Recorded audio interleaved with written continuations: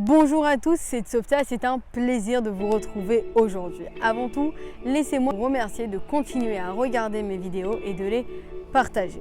Si vous avez suivi le fil de mes vidéos, vous l'aurez compris qu'aujourd'hui nous allons attaquer le quatrième attribut des sceptres que l'on va essayer de voir au fur et à mesure des semaines. Aujourd'hui nous allons voir la constance et je tiens à vous préciser que celui-ci est mon préféré. La constance tient à la fois à la détermination, à la ténacité, à la patience, à la persévérance et au courage. La constance a un pacte de fiabilité et de responsabilité qui nous permet d'avoir un climat de confiance et de faire face à ses engagements. Vous l'aurez compris, tous les rêves, toutes les envies, tous les efforts du monde n'ont aucune chance d'aboutir sans cet élément qui est la constance. Parce que la constance, c'est être motivé, c'est être vivant, c'est vivre pour des objectifs sains et productifs.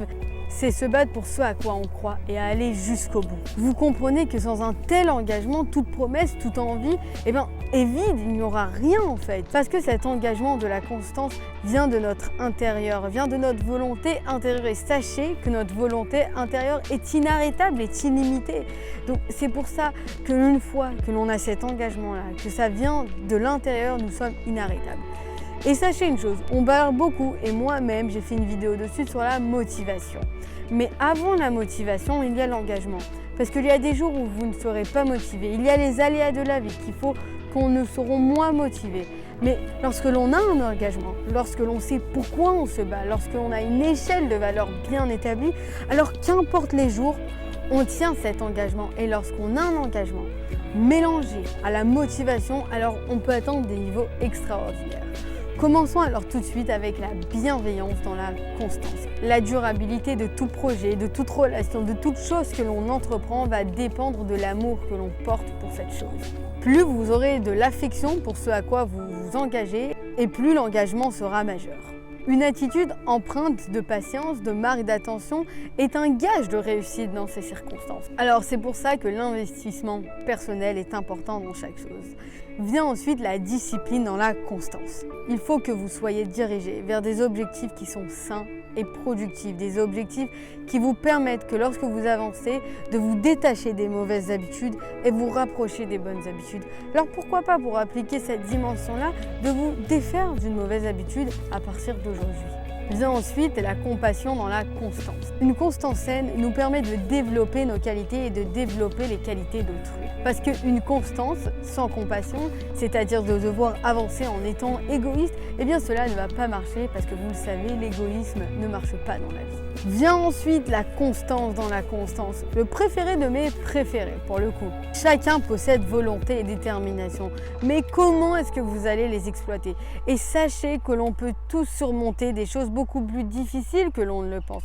Nos limites sont celles que l'on s'impose à nous-mêmes. Avec de la volonté, avec de la détermination et avec de l'engagement, vous pouvez atteindre des niveaux incroyables, des niveaux extraordinaires. C'est pour ça qu'il faut que vous essayiez de garder cette volonté, cette détermination en vous chaque journée, chaque jour que vous ouvrez les yeux, chaque matin, pour pouvoir exploiter au plus ce potentiel. Et n'ayez pas peur, cela veut dire n'ayez pas peur de foncer, n'ayez pas peur de vous engager dans de nouvelles voies, parce que des fois, il faut sauter le pas et essayer de s'aventurer dans quelque chose pour voir ce que cela donne. Vous connaissez sûrement cette phrase, et si vous ne la connaissez pas, vous la connaîtrez d'Anthony Robbins qui dit « Si vous faites toujours ce que vous avez fait, vous n'aurez jamais de résultats différents. Alors foncez cette fois-ci si vous avez toujours peur. » Voilà pourquoi c'est mon préféré, parce qu'il vous incite à vous sortir de votre zone de confort. Et encore une fois, moi aussi, lorsque je fais cette vidéo, je me dis que c'est super important de tenter des choses et de toujours vouloir être déterminé et d'avoir de la motivation dans ce que j'entreprends. Vient ensuite l'humilité dans la constance. Parfois, dans certaines situations, il faudra être flexible. Cela veut dire qu'il faudra savoir recalibrer un peu vos objectifs, recalibrer votre façon d'être. Et rappelez-vous que cette force-là que vous avez ne vous est pas due. Alors l'humilité, ici, c'est également remercier pour cette force-là. Vient ensuite l'attachement dans la constance.